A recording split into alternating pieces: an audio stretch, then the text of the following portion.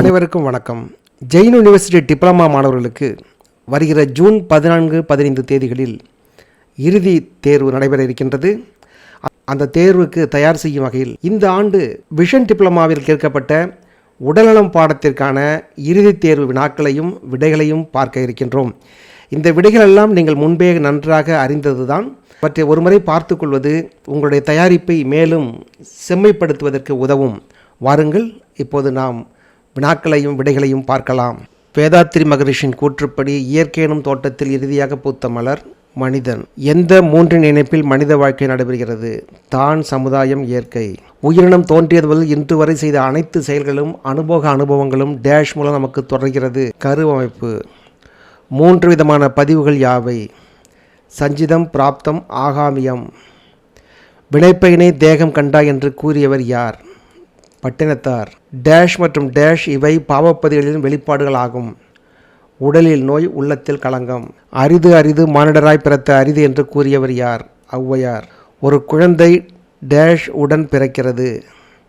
சஞ்சித கர்மம். டேஷ் இறைவன் உரைகின்ற ஆலயமாகும். பருவுடல். உள்ளத்திலுள்ள களங்கங்கள் எவ்வாறு புலப்படுகிறது? வாழ்வில் சிக்கல். நோய் வருவதற்கான இயற்கை காரணங்களில் ஒன்று கோள்களின் நிலை. நோய் வருவதற்கான செயற்கை காரணங்கள் அடங்காதது எது? சூழ்நிலைகள். வித்துக்களையம் உடைவது டேஷ் எனப்படும். மரணம். இரத்த ஓட்டம், வெப்ப ஓட்டம், காற்றோட்டம் என்ற 3 ஓட்டங்களிலும் தடை ஏற்படுவது என்கிறோம். வலி. திருமூலர் கூற்றுப்படி டேஷ் என்பது ஆலயம், உடல். உயிர்ப்போல்களில் உள்ள காந்தத்தை டேஷ் என்று அழைக்கின்றோம். ஜீவகாந்தம். இறையை உணர்ந்து அதனோடு ஒன்றுவது என்பது முழுமை பேறு. விலங்கின பதிவுகள் என்பவை பிற உயிரை வதைத்தல், உடலை அழித்தல், சுதந்திரம் பறித்தல். மேற்கண்ட 3ம்.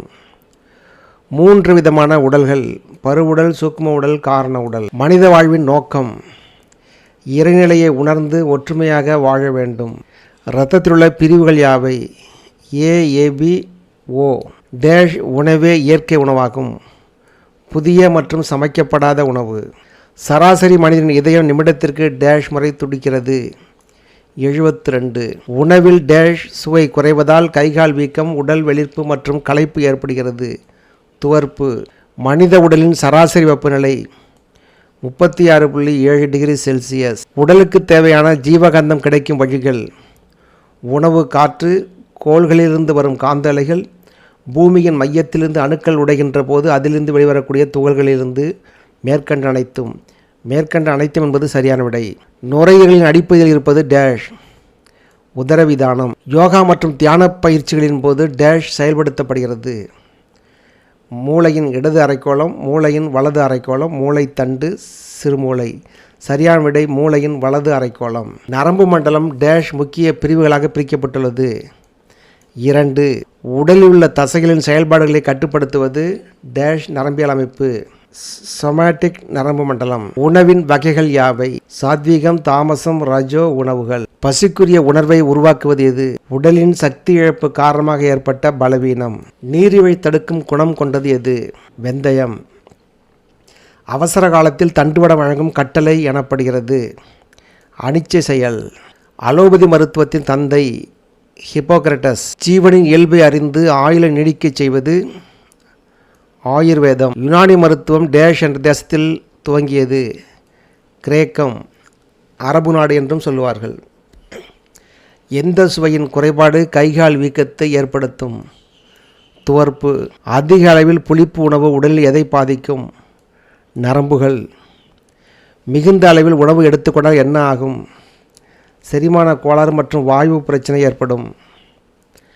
கண் பயிற்சினால் கண்மணி என்னும் பாப்பாவை சுற்றியுள்ள டேஷ் இயக்கம் பெறுகிறது. தசைகள். எந்த பயிற்சியில் வயிற்றில் எல்லா பகுதிகளிலும் இரத்த ஓட்டம் சீராகிறது? மகராசனம். கோள்களின் இடப்பெயர்ச்சியால் அவற்றிலிருந்து வரும் காந்த அலைகளில் டேஷ் ஏற்படுகிறது. ஏற்றத்தாழ்வு. முகத்தில் இரத்த ஓட்டம் சீராகி பொலிவு தரக்கூடிய பயிற்சி எது? உடல் தேர்த்தல் பயிற்சி. ஜீவகாந்த அழுத்தம் நோய்க்கிருமிகளின் பெருக்கத்தை தடுக்கிறது. இதை டேஷ் என்று கூறுகிறோம். நோய் எதிர்ப்பு திறன். பெண்களுக்கு மாதவிடாய் மற்றும் கருப்பை கோளாறு நீக்குவது எந்த பயிற்சியினால்? மகராசனம். உடல்நலம் பேணுவது சமுதாய தொண்டு என்று கூறியவர் வேதாத்ரி மகரிஷி. எந்த பயிற்சி இருதய நோய்க்கு காப்பு முறையாகும்? அக்குப்ரெஷர் பயிற்சி. மூக்கடைப்பு, அடிக்கடி சளிபிடித்தல் போன்ற நோய்களை குணப்படுத்தும் பயிற்சி எது? நரம்பு தசைநார் மூச்சு பயிற்சி. டேஷ் பயிற்சி செய்து வர உடலில் மனதில் ஏற்படும் எரிவு நிலை மாறி அமைதி உண்டாகும். உடல் தளர்த்துதல்.